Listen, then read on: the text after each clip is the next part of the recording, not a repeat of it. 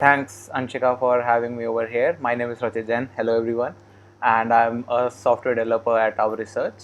And I'm passionate about algorithms, data structures, coding interviews, as well as software engineering.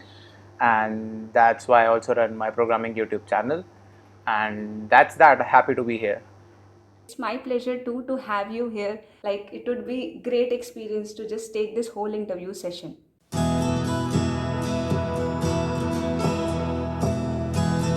So, sir, there are this kind of doubts are more common among the students that do branch play a major role while you are applying at a company? Like, how is your branch going to change the placement procedure?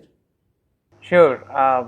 So branch does play a role, and in the sense, if you're not from computer science background, it might be difficult for you to finally get into IT sector because you'll have to prove yourself as a good software developer first. And what that requires is basically more hard work, and because you have to manage your stream as well as at the same time you have to also prepare for some other stream, computer science in this case. So you have to chip in extra time, and everyone is having 24 hours in a day, so probably you will have to work more hard, but it's very much possible. And there are so many great developers who started from non-technical background. Like for example, if you talk about Satya Nadella or Sundar Pichai, they don't have their BTech done from computer science. So it's not that it's very difficult, and we have like more than living example. Like we have probably, like even if you talk about my college, I was from electrical engineering. The strength was 140, but out of that, around 50 or 60 of them went into software engineering, and they were into very good brands. Like it's not that difficult. I mean, it's just that your journey would be a bit hard. Okay. Like you said that you have to work double hard in order to manage that. So like while you are applying at IT companies, so is it necessary for you to make projects which are related to IT companies? Like you have to make projects in fields like Android, web, machine learning and all of that to showcase in your resume? Yeah, it's a trick question. For example, if you are from a college in which Microsoft, Amazon, all these big brands come, which are your dream companies, and if these companies are already coming into your college, then all you have to focus really is data structures and algorithms, because when they will have their hacker rank test, they will be mostly judging you on based off your DS and algo skills. Once you reach the interview stage, probably communication also starts playing an important role. Internships do play a good role in that, even if you don't do projects, but probably if you did internships into software industry, that's again a good sign to prove that you have some experience. And you can, in fact, it's good for you also because you are from non computer science background, so it's good for you also to build that reputation and to be easily you need to basically easily convince the interviewers that you are really passionate about this, and that you are working your way to basically make an impact in the IT industry. So for that, like professional experiences do count a lot.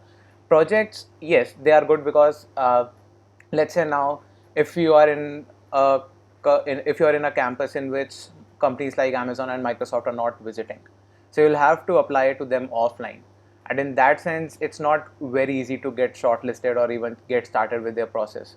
So it's very much important for you to have a very nice portfolio, and they're like, the Indian population, so it's the competition is fierce, and you need to ensure that you have something different which catches the eye of interviewers or recruiters so that you get a shot. So you should focus on DS algo, as well as at the same time you should build projects which might not span in machine learning, because I have seen that ML is a very fancy term which everyone is so enthusiastic about. But the key is it's not that important, or it won't get you that much exposure to jobs, because ML has not yet impacted a lot in the industry. Like, for if you count the number of jobs or vacancies, ML is not that popular right now. It will take time, and most of the business cases, like most of the companies, whatever problem they are trying to solve, almost everyone needs software development, but only a very few portion of those, or very few subset of those companies would actually need ML to solve their business use case. Also, sir, there are major companies that have their own branch eligibility criteria. Like they don't allow non-CSIT students to sit for those company. So in that case, how can a student apply in those companies?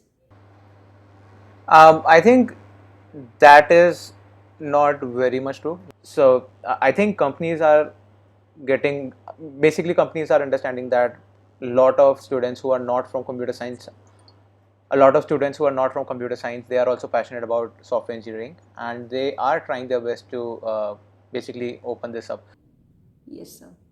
Maybe in one, two, or three companies they could probably see the branch eligibility, but they should not stop trying because there are a lot of companies available there who are not having that branch eligibility criteria. I see various students out there who are really not interested in this process of coding. They do not like software development or they are not interested in the technologies, but they want to come in the IT sector just because of the exposure, just because of the finances, I mean, just because of the huge salary they see. I think it's very difficult to truly find your passion, what really is something that you are passionate to work about. And uh, if you talk about finance, of course, money is important and you should definitely have a well secure future.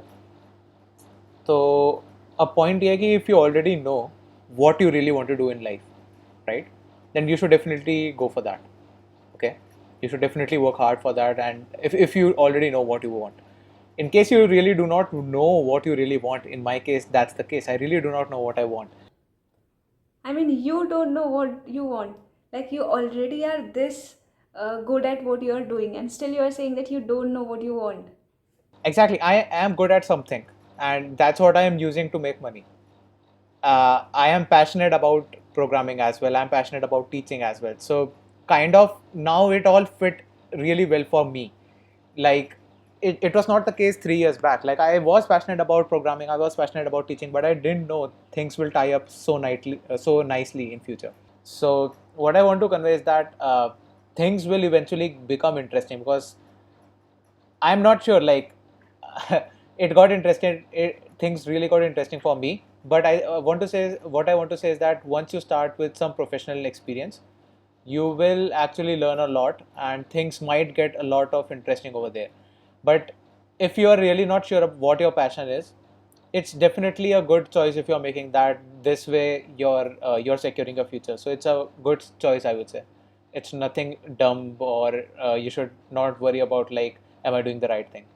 It's fine. And if you do not like it at all, and if you want to switch, there is always options in life wherein you can do what something else if you want. I have seen that life gets very tough if you are jobless.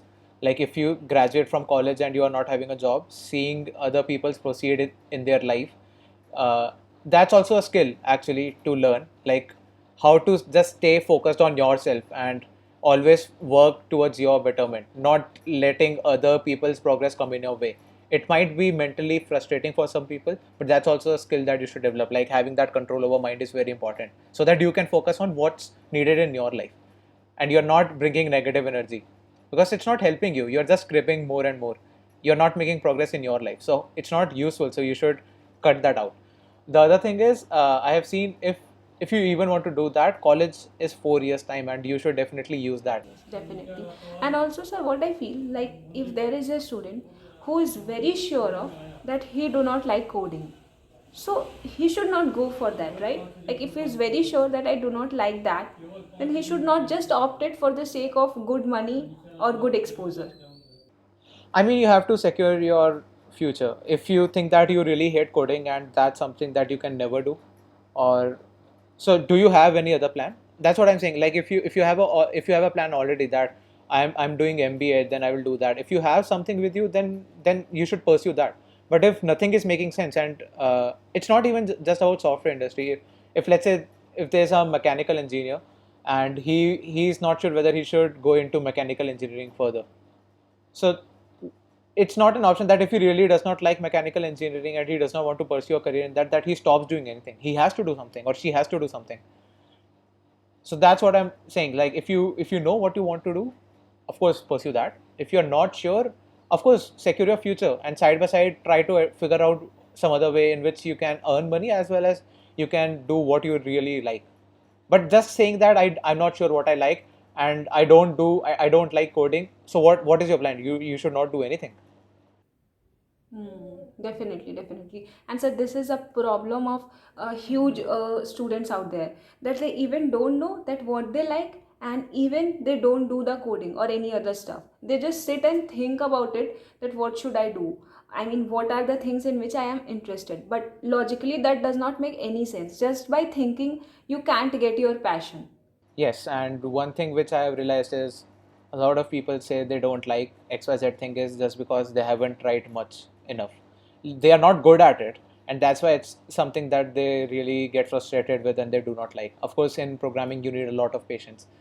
Things really get sometimes so troublesome, and eventually you are spending days and days, and it's just about some minor bug or some typo that you made. So you need patience, but I think once you are good at something, only then you start liking it. Definitely, definitely.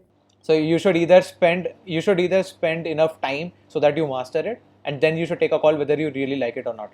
Just because you are not spending enough time and you don't have that expertise, and that's why you are saying that you don't like it, I don't think that's fair. I mean, just what you said, na, this is something I apply in my life also. Like while I was coding, I was also not very sure of that whether I like it, or whether I want to make a future in it or not. But one thing was going in my mind was that if I have taken up this career or this engineering in CSE, definitely I should explore it once. Like I should not leave it just because I did not try. I should be living with a reason that I tried, I gave my 100%, and then I realized that this is something which is not meant for me. As I'm saying, a lot of things work for somebody, but they don't work out for someone else. You should question yourself whether what you are doing is really helping you out or not.